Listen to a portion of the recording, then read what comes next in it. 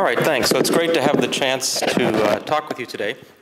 My PhD was actually in statistical mechanics. As a recovering physicist who sort of wandered through theory of algorithms and large-scale linear algebra to large-scale statistical data analysis and machine learning, I'm well aware of the blind spots in different areas. And in fact, what I'll be talking about today will be something that is suboptimal if you're particularly concerned about the measures of interest in small-scale machine learning, or numerical linear algebra, or theory of algorithms, or scientific computing, or databases. So in fact, it's suboptimal by any of those metrics, except that it actually works. So we're able to get this L1 and L2 regression to work in large-scale parallel and distributed environments and up to a terabyte of data.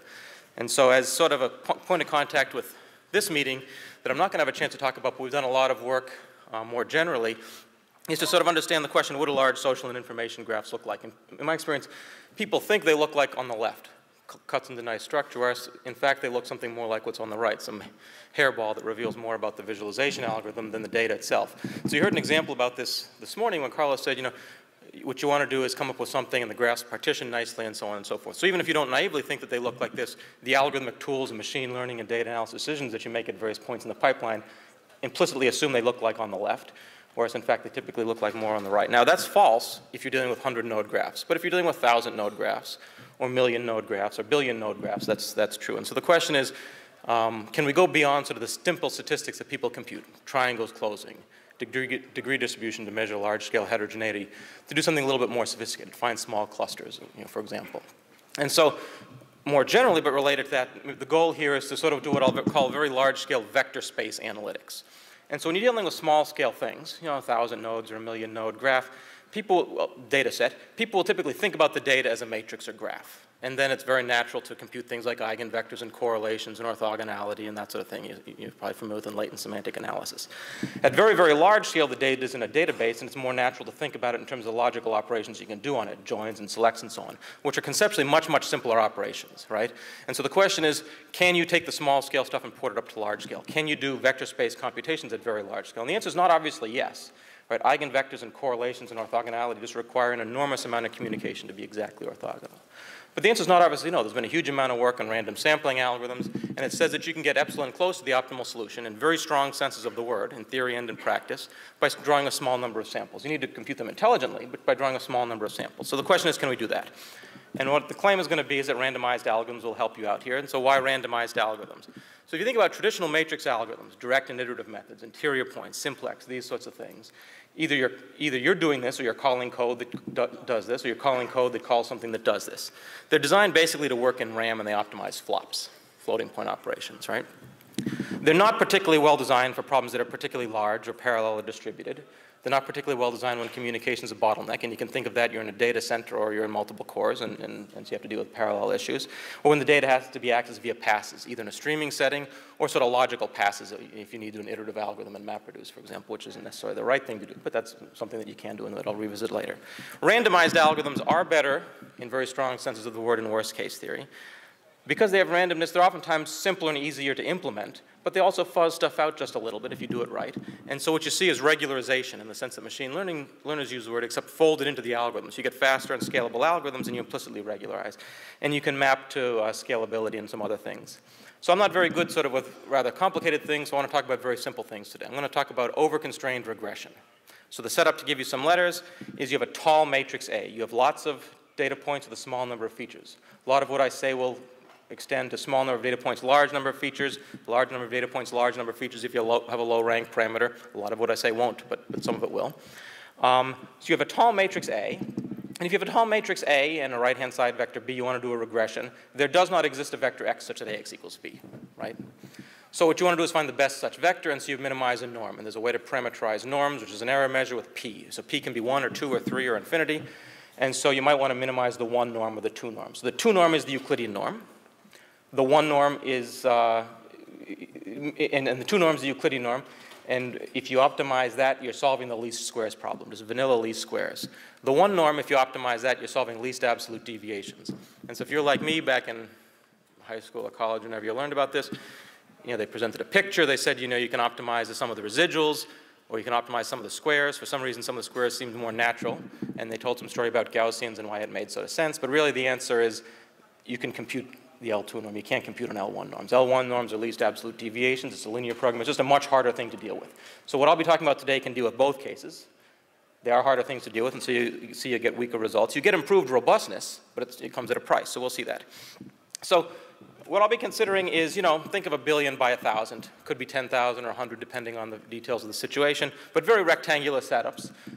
Two reasons for this. One, in a lot of cases, there are very rectangular data you get. Either the data naturally is, or if you consider bigrams and trigrams, it gets very rectangular.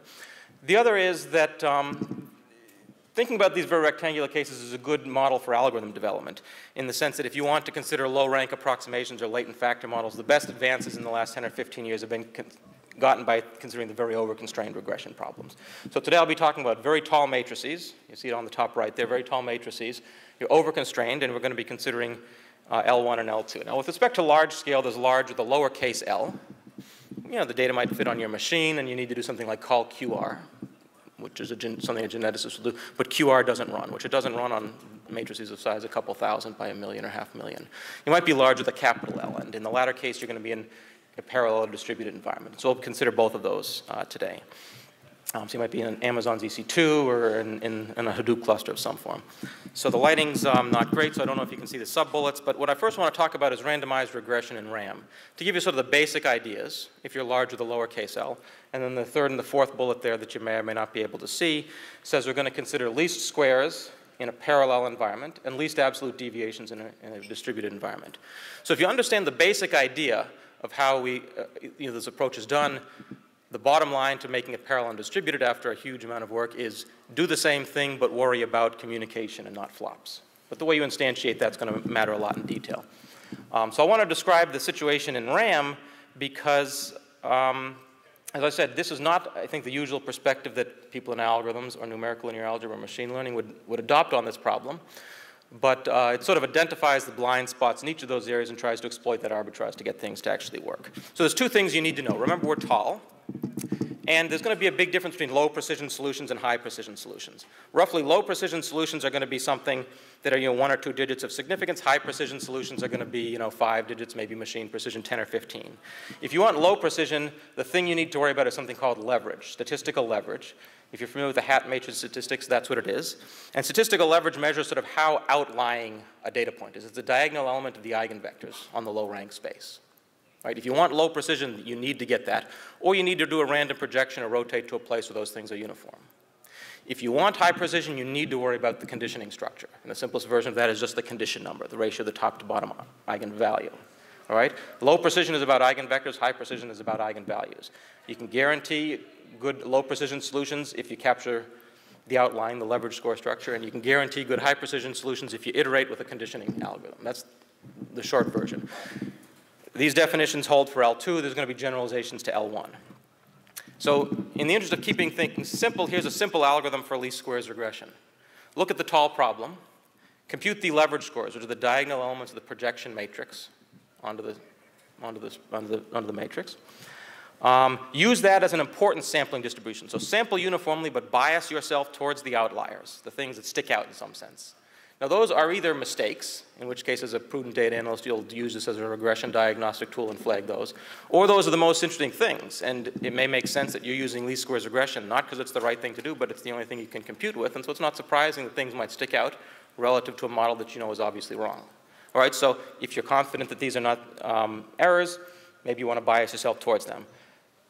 What you're going to do is construct a smaller, still over-constrained problem, solve the subproblem. If you solve that, you're epsilon close to the exact answer in very strong senses of the word. Or you can use that as a preconditioner. And if you use that as a preconditioner, iterate. And if you iterate a small number of times, you'll get not 2 digits, but 10 digits of significance. So the idea here on the left-hand side is which of these data points is going to be the most influential. I don't know how well you can see, but there's a bunch that are on a line and one guy sticking out. And what I'm saying is bias yourself towards the guy sticking out. And on the bottom, you see a bunch of DNA SNPs, and the things that stick up are the things that are outlying. If you talk to the geneticists we talk to who don't know or care about any of this theory and algorithms and machine learning, and I ask them, what are the top 20 SNPs here? They're going to say, these are interesting SNPs, so we can do something with that. And they actually went back and typed some of these, and it correlates with informativeness and other metrics that are very domain specific. So you have a tall matrix on the right. You're going to sample a small number of columns biased towards the outliers, in that formal sense of the word, construct a still over-constrained smaller problem, and you're done. All right? Now, this algorithm, the way I've described it, is not fast because you need to compute those scores. Both the condition number and the leverage scores take the least squares time to solve. But you can deal with both of those problems. You can deal with those problems in one of two ways. You can do a random projection using fast Fourier techniques that is faster than solving the least squares problem, that uniformizes that non-uniformity structure, sample uniformly. That's what random projections do. I could have presented this as a random projection algorithm and hidden all this fact and hidden the fact that we were uniformizing outliers, or I could make it explicit. So I did the latter because as an algorithm developer for data analysts, it's good to make these things specific where the algorithm succeeds and fails. Or you can call a black box, the running time of which is a random projection, so it takes the same time, that computes approximations to those scores and sample uniformly. Which one you prefer to do matters to you, not me. Or you can take the basis computed from either of those and use that to iterate on the bottom, and you can get 10 digits of significance. So how would this perform in practice? So there's a number of implementations. The state-of-the-art in random is something called blend and pick. The top right here is the ratio of the running time on just a vanilla over-constrained least squares problem to the state-of-the-art in LAPACK. So LAPACK is a large software library, very, very well-developed code. So this is not a theory that sort of might arguably be relevant. This is a theory that's going head-to-head with LAPACK that's been optimized to death for the last couple decades. And I don't know if you can see the numbers on the y-axis, but you go from about 1.5 up to 4 or 5 times faster. So very non-trivial improvement. On the right, you see that there's a slight dependency in terms of structural properties of the graph that I'm sort of glossing over. But in all cases, you're faster than red, which is the LAPACK routine. So you're able to go head-to-head with LAPACK, the state-of-the-art solver that if you're calling anything that calls a matrix algorithm probably calls this. And the conclusion of this paper is that randomized algorithms beat LAPACK's dense least squares solver by a large margin on not some esoteric problem, on essentially any tall, dense matrix. And this suggests that future versions of random projection sampling algorithms should be put into LAPACK, and that's actually happening as we speak. Another application, if you're not interested in numerical implementations, you want to talk to geneticists. They have large data in sort of lowercase L senses of the words. So HapMap is 400 people by order million SNPs. You might have 4,000 people by order million SNPs.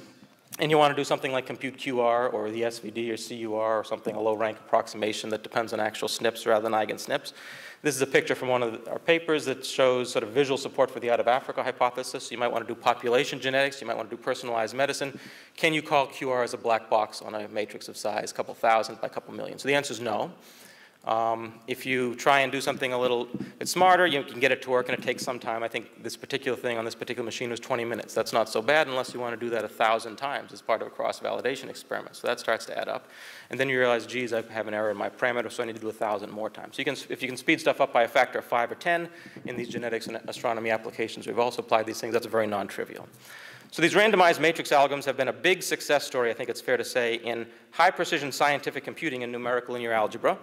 And large scale with a lowercase l statistical data analysis. The question is, can they really be implemented in capital L large scale? And so there you need to worry about parallel and distributed issues. So what I'd like to do is talk about a least squares solver that works in parallel, and then a least absolute deviation solver that's going to work in a distributed environment. All right, so the least squares solver is LSRN. Basically, you perform a Gaussian random projection, not a Hadamard based, but a Gaussian. Construct a preconditioner and iterate. So the same thing I had before, except now we don't beat on flops. We worry about communication. So you use a Gaussian projection because it's going to provide the strongest results for conditioning. We'll get to that when you iterate. You can use level 3 blast, and it speeds up on sparse matrices and still works with an extra all reduce if you block things up in sort of the obvious way. All right? So although it's slow compared to flops, it's going to be faster in terms of the communication properties. Generating the random numbers and loading the data can be the bottleneck in a lot of these cases, and so we have to do that intelligently. We have a shared memory implementation and a message passing one, which use single-threaded blasts for the matrix, and matrix vector products, and multi-threaded blasts for the SVD computations. And you can use the Chebyshev semi-iterative method rather than LSQR. So what does that mean? So an iterative method, if you know one thing about iterative methods, you probably know conjugate gradients, and LSQR is conjugate gradient-based methods. And there's dozens of conjugate gradient-based methods. And if you give it an input, those will always iterate and iterate and iterate and iterate and iterate, and eventually you'll get a solution. All right? You can dust off your textbook, and you'll find out that there's something called the Chebyshev semi-iterative method. If I guarantee you the conditioning number is good, that will perform better. But that's rarely the case in scientific computing applications and things that were the drivers for the development of LAPACK. All right? And it's going to be better in these situations because of communication. issues. So here's some numbers to justify the claim that it performs well on sort of small scale settings. In the interest of time, let me gloss over that and point out that you want to iterate in slightly larger scale settings. So here's the relevant code snippet from a conjugate gradient-based iteration, LSQR. And what you see is there's 2 cluster-wide synchronizations. And that's going to be the bottleneck in terms of communication. Every time you iterate, you need to do two cluster-wide synchronizations, lots of communication. If you go with the Chebyshev semi-iterative method, there's going to be 1 cluster-wide synchronization. So this method will fail terribly if you don't guarantee me that the condition number is good. But if you use a Gaussian projection, which is worse in terms of flops, but better in terms of conditioning than the thing that works in RAM, I can guarantee that for you. And so now you can call the Chebyshev semi-iterative method, and here's a particular set of results that appear in the original paper over an order of magnitude in terms of the number of nodes and processors. The running time is approximately flat. And notice that we're actually worse in terms of the number of iterations and the time per iteration, and in terms of the number of iterations. But the time per iterations is better. And so because we worry about communication issues and map the randomized algorithm to communication issues, we're able to get a faster algorithm. And a faster algorithm that in this case generalizes. This is an implementation on a Amazon EC2 cluster with, I think it was 4 to 40 processors. All right, so take the same basic idea that we got to beat LAPACK with, but instantiate this meta algorithm in a different way where we worry about communication and not computation, and we're able to get results that work L2 regression to 10 digits of precision out on Amazon EC2. You can stop after 3 iterations and get 4 digits of precision if you want. All right? So how about the extension to L1 regression? So L2 regression is shown on the bottom left. It's a nice quadratic well. L1 is a V. It's harder to deal with. Quantile regression is related to L1, and it's sort of an asymmetric V. So there's a bunch of equations here. If you want to know 2 things about the extension from L2 regression to L1 regression, to summarize hundreds of pages of math, the 2 words you need to know is everything generalizes. If you want the 3-word summary, everything generalizes messily. So L1 is just a harder place to work with, but you can define a notion of a well-conditioned basis, analogous to an orthogonal matrix. You can define a notion of L1 outlierness and leverage scores, and you can define a notion of L1 conditioning. But you're not going to be calling conjugate gradient solvers. You're not going to be calling QR. You're going to be calling messier things. And when I say messier things, what I mean is the top. There's a bunch of ways to precondition it. There's a trade-off between running time, which is one of these columns, and the condition number quality. But what's more relevant for us here is the number of passes. And you want 2 or 3 or 1 to get a low precision solution, not n or n squared or something, which is what something that works in RAM would do. All right? So what I can guarantee you is that if you give me an arbitrary L1 problem, in 2 passes you can get a low precision solution. And for a lot of cases, that's all you want. If you want to iterate, how are you going to iterate? And the obvious thing is to use a gradient or subgradient method or so on.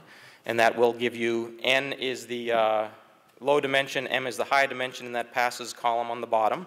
And so if you want something that's n to the 4th or m or something bad, you can use that. And particularly if you want something that's poorly behaved with respect to the error parameter.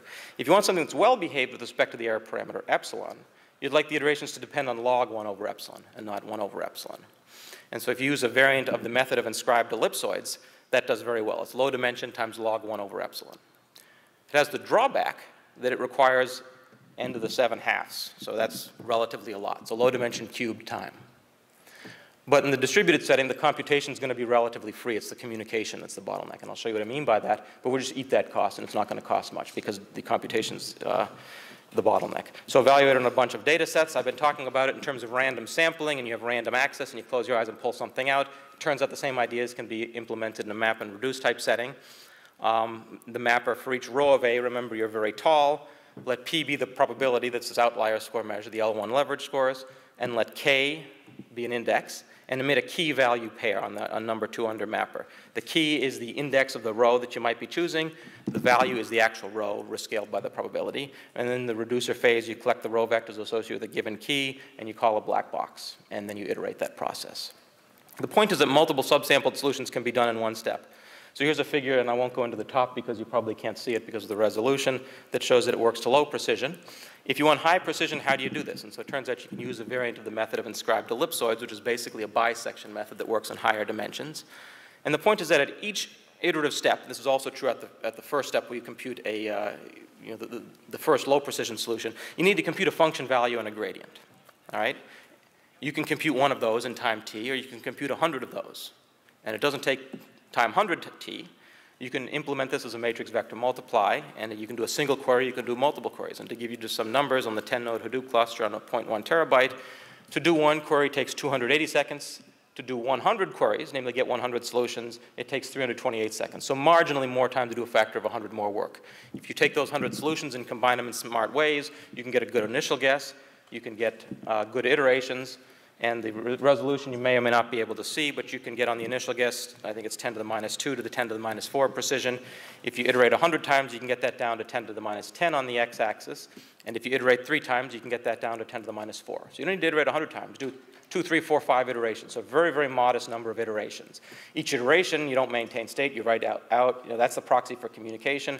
Open question. Can you maintain state between passes? Can you do a lot of other things? I mean, so I don't want to claim that this is the right way to be doing regression and MapReduce, but it can be done, and it points all sorts of directions where you can solve, you can maybe maintain a small amount of state between iterations and whatever. So randomized regressions in parallel and distributed environments, least squares, least absolute deviations, quantile regression. You either need a low precision solution or a high precision solution. The design goal is to find the leverage structure or the conditioning structure.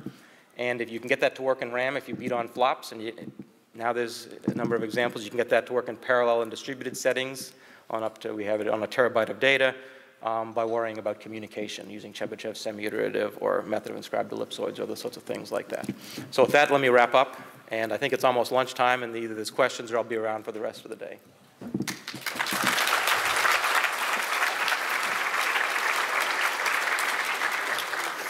We have one quick question. So Carlos is going to talk about lunch. Yep.